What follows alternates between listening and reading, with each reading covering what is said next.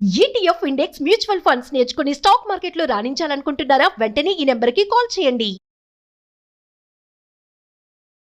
నమస్తే రమగారు. నమస్తే జయ. రమగారు, మీరు పీసీ సర్కారు మెజిషియన్ స్టోరీస్ చెప్తా ఉన్నారు కదా, ఒకటి చెప్పుకుందాం. భలే ఉంటాయి. కథంతా ఉంటుంది. ఒక చిన్న మ్యాజిక్ ట్రిక్ అనమాట. సుందర్బనాలు అని ఒక రాజ్యం ఉండేదట. ఆ రాజుగారికి ఒక కుమారుడు ఉండేవాడు, శీలకుమారుడు అతని పేరు. రాజుగారు మంచి కంట్రోల్లో ఉంచేవాడు అబ్బాయిని. అయితే వివాహానికి ముందు తీర్థయాత్రలు అవి అంటే ఊళ్ళు తిరగటము ఒక పద్ధతిగా ఉండేది అక్కడ. పిల్లలు చదువు అయిపోయాక రాకుమారిని బయటికి పంపించేవారు. ఈ శీల్ కుమారుడు కూడా అట్లాగే తను చుట్టూ అన్ని రాజ్యాలు చూసి ప్రపంచాన్ని తెలుసుకోవటం. తర్వాత వివాహం చేసేవాళ్ళు. ఆ తర్వాత ఏం చేసేవాళ్ళు, రాజ్యాధికారం. ముందు యువరాజు పట్టాభిషేకం చేసి రాజ్యాధికారం మెల్లిగా రావాలంటే ఈ లోపల అంతఃపురాల్లో ఉండటము, తర్వాత గురువు దగ్గర ఉండటము, ప్రపంచాన్ని చూసేది అవకాశం లేదు కదా. అవును కదా. అందుకని ఒక పర్యటన అలా తిరుగుతూ ఉండటం. అందుకని చెప్పి శీలకుమారిని పంపించాడు. ఇతను ఈ సుందరబనాల నుంచి బయటికి వెళ్ళి తమకి కొంత దూరంలో ఉన్న ఒక కోసల రాజ్యానికి వెళ్ళాడు. రాజ్యం భలే అందమైందట. కోసల దేశానికి ఒక పెద్ద నగరం, అదేదో చెప్తారు దాని పేరు, జైపూర్ లాంటిది ఏదో, జైపురం. ఆ నగరమే దాని రాజధాని. జైపురం చాలా బాగుంటుందని అందరూ చెప్పగా విని ఈ శీలకుమారుడు ఆ జైపురానికి వెళ్ళాడు. వెళ్తే సరే చాలా బాగుంది. ఆ వెళ్తూ ఉంటే ఒక పెద్ద పెద్ద తోటలు కనపడ్డాయి అతనికి. బయట నుంచి చూస్తేనే చాలా ఆకర్షణీయంగా ఉంది. అందులోకి వెళ్ళబోయాడు. లోపలికి వెళ్ళబోతే తోటమాలి వాళ్ళు అడ్డుకున్నారు. వాకిట్లో ఉన్న వాళ్ళు, సెక్యూరిటీ వాళ్ళు ఉంటారు కదా, ఇది అందరూ వెళ్ళేది కాదండి, మీరు ఎక్కడో బయట ఊళ్ళ నుంచి వచ్చినట్టు, ఈ ఊరు వాళ్ళు ఎవరు ఇందులోకి వెళ్ళరు, ఇది రాజకుమార్తె శాలిని యొక్క సొంత ఉద్యానవనం, ఆమె తిరుగుతుంది, ఇది మీకు ఇక్కడ కనపడుతుంది కానీ కోటకి అంతఃపురానికి అనుసంధానంగా ఉన్నది ఇది. అంతఃపురం నుంచి యువరాణి బయటికి రోడ్ల మీదకి రాకుండా ఆ ఒక మార్గం గుండా ఇందులోకి వచ్చేస్తుంది. ఓకే. ఇప్పుడు అంతఃపురానికి అనుసంధానంగా ఉన్నట్టు అనమాట ఇది.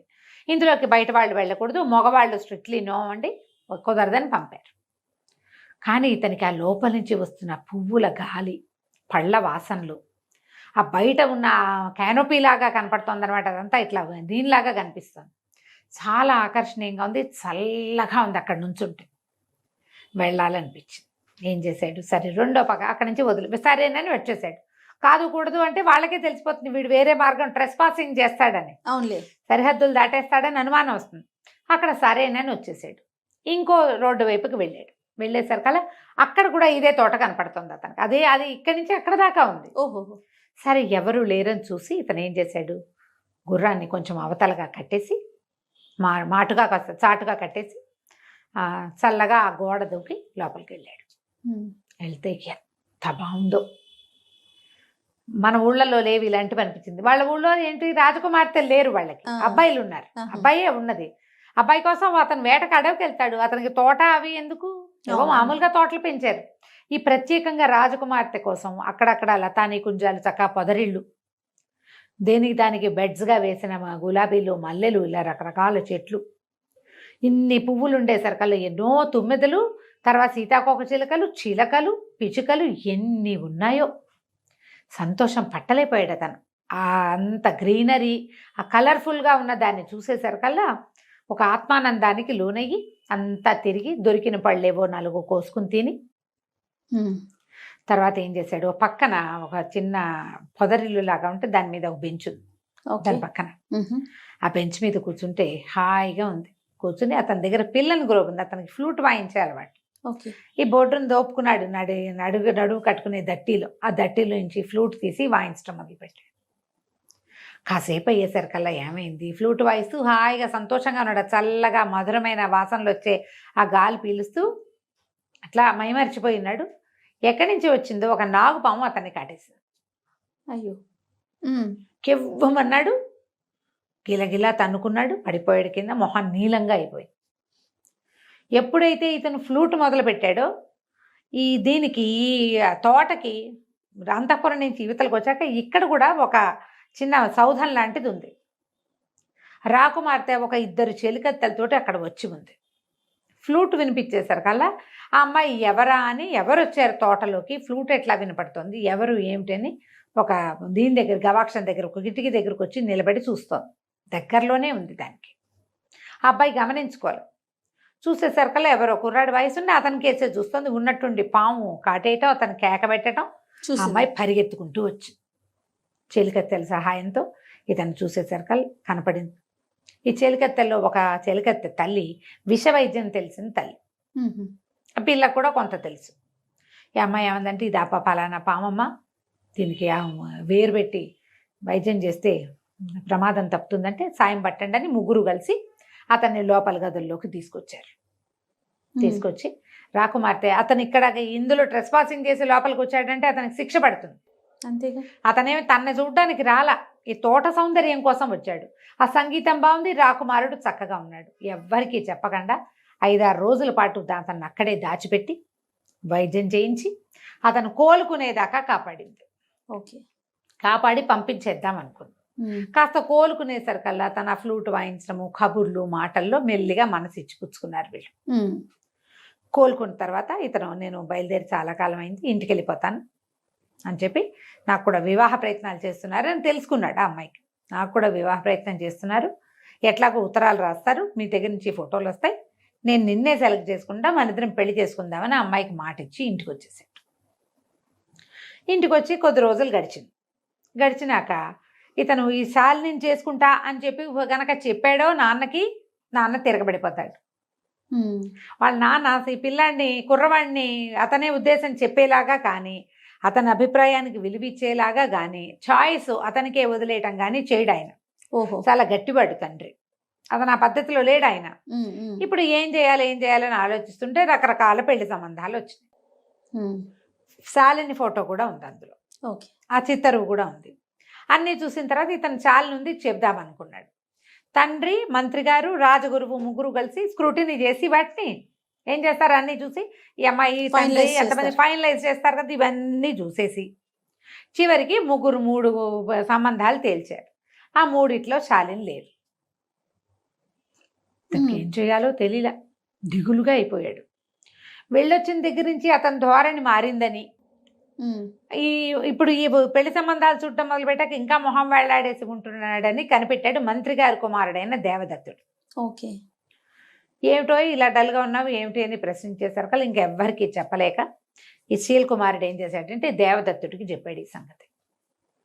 నేనేం చేయను, నేనేమో అమ్మాయికి మాటిచ్చి వచ్చాను, తను నచ్చింది నాకు, నా ప్రాణం కాపాడింది, అమ్మాయి చాలా బాగుంది, రాజ్యము వాళ్ళ ఏర్పాట్లు మరీ బాగున్నాయి, మా నాన్నగారేమో తేల్చిన సంబంధాల్లో శాలిని లేదు.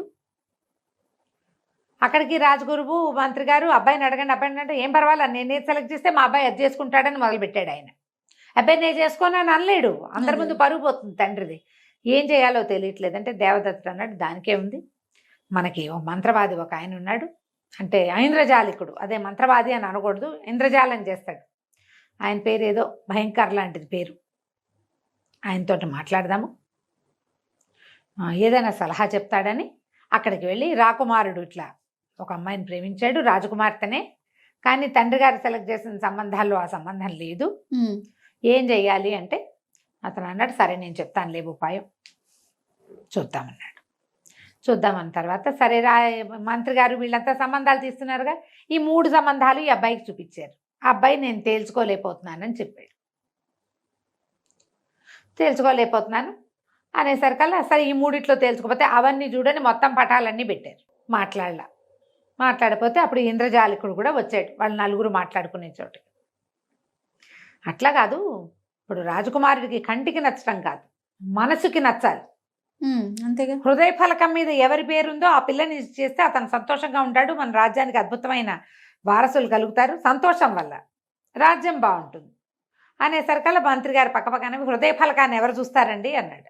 ఎందుకు హృదయ ఫలకాన్ని చూసేందుకు అవకాశం ఉందండి, మన దగ్గర బ్రహ్మాండమైన విద్య ఒకటి ఉంది, మీరు ఓ పని చేయండి, ఈ వచ్చిన రాజకుమార్తెల పేర్లన్నీ లిస్ట్ అవుట్ చేసి ఒక కాగితం మీద రాయండి, రాజకుమారుడు మనసుకి ఏ సంబంధం నచ్చిందో ఆ అమ్మాయి పేరుని ఆయన హృదయ ఫలకం మీద వచ్చేలాగా నేను చేస్తా, బాగుందిగా అని చెప్పాడు మన ఈయన ఐంద్రజాలికుడు.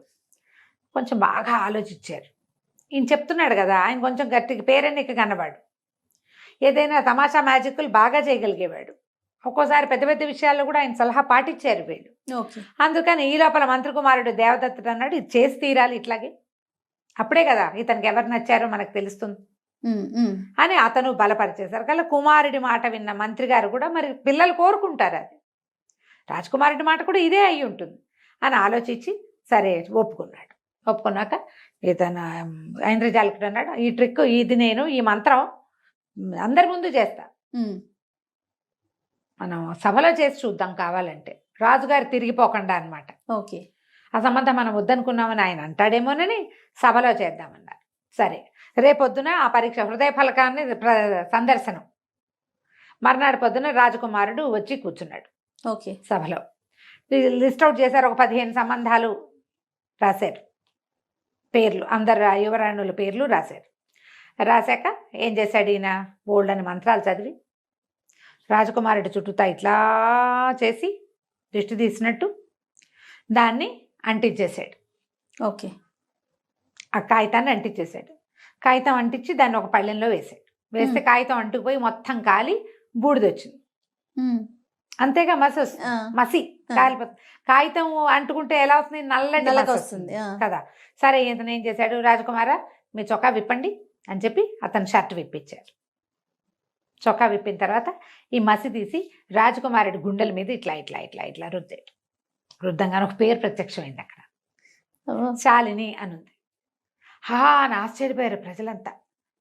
ఎట్లా వచ్చింది అంటే ఈయన మనసులో అంత గాఢంగా అమ్మాయి నచ్చింది, అది హృదయ ఫలకం మీద కనపడింది కదా, ఇంకేముంది శాలినితోటే పెళ్ళి అన్నారు. అక్కడి నుంచి కాకోసల రాజ్యానికి కబురు చేశారు, మీ అమ్మాయిని మా అబ్బాయికి చేసుకుంటామన్నారు. వివాహం అయిపోయింది, వీళ్ళంతా అక్కడికి తరలి వెళ్ళారు. తోటలోనే పెళ్ళి అడిగాడు రాజకుమారుడు, ఆ తోటలో బ్రహ్మాండంగా విందు చేశారు, అన్నీ హాయిగా అయిపోయింది. శాలినికి అక్కడ తోటలో విహరించడం అలవాటు కాబట్టి ఇక్కడ కూడా అలాంటి తోట నిర్మించడానికి అక్కడి నుంచే శిల్పులు తోటమాళ్ళు అందరినీ తీసుకెళ్తానని చెప్పాడు. బాగుంది. ఇంటికి వచ్చారు, సుందరవనానికి తిరిగి వచ్చేసారు. వచ్చిన తర్వాత ఆ రోజు రాత్రి పునఃసమాగమం అని గదిలోకి పంపించారు. ఈయన ఏం చేశాడంటే ఒక చక్కటి సబ్బు గిఫ్ట్ చేశాడు రాకుమార్తెకి. రాజకుమారుడు శీలకుమారుడు శాలినికి ఇచ్చాడు. ఇచ్చేసరికి శాలిని ఏమిటి ఇంతకంటే గొప్ప బహుమతి దొరకలేదంటే, ఎందుకు ఈ బహుమతి దీనివల్లే నువ్వు నాకు దక్కేవు, లేకపోతే నువ్వు దక్కేదానివి కాదు, నేను మా నాన్నగారి మాట కాదనలేక చేసుకునేవాడిని అని చెప్పాడు. ఏం చేశారట, సబ్బు నానబెట్టి సబ్బుతోటి అతని గుండెల మీద శాలిని అని రాశారు. ఆల్రెడీ అది ఆరిపోయింది. అది ఆరిపోయి ఉండిపోయింది ఒంటి మీద. కడిగితే కదా పోయేది సబ్బు. ఈ మసి పూసేసరి కల్లా అంటుకున్న సబ్బు మీద మసి అంటుకుని శాలిని అని కనపడింది.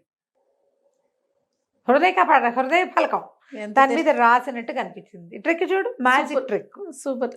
మనం ఏదైనా ఒక అక్షరాలు ప్రత్యక్షం లాగా చేయాలంటే ఇప్పుడు మన వాళ్ళు ఏం చేస్తున్నారు, రాసేసుకుంటారు పేరు, దాని మీద ఈ మన సెలోఫెన్ టేప్ తీసి ఇస్తే సరిపోతుంది. ఇప్పుడు కొత్త ట్రిక్కులు వచ్చాయి కదా, పాతకాలపు ట్రిక్. దీంతో ఈ రాజకుమారుడు రాజకుమార్తెని పెళ్లి చేసుకున్నాడు. కథ కంచికి మనం ఇంటికి. బాగుందండి. నమస్తే రమ్మ గారు. నమస్తే.